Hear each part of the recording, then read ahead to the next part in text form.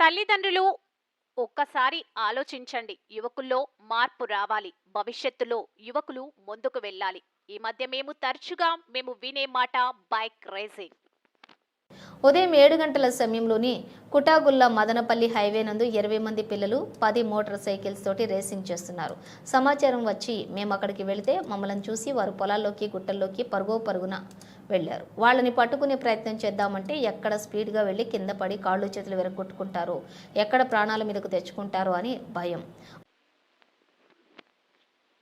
అసలు తల్లిదండ్రులకు తెలియకుండా అంత విలువైన బైక్లు వారికి ఎక్కడి నుండి వస్తాయి?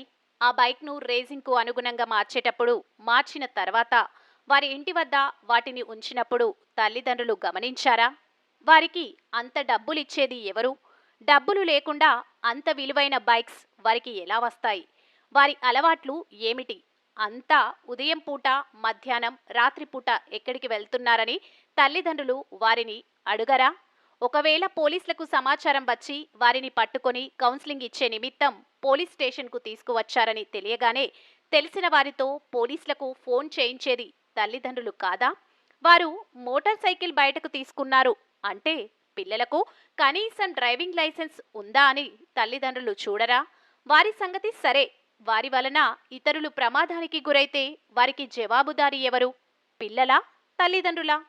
పోని పిల్లలకు ఏమైనా అయితే నష్టం ఎవరికి? తల్లిదండ్రులకు కాదా? తల్లిదండ్రులు కాస్త ఆలోచించండి. పిల్లల మీద దృష్టి పెట్టండి. వారి భవిష్యత్తుకు మార్గదర్శకులు మీరే. Inspector of police, Kadiri, Sathya Sai జిల్లా.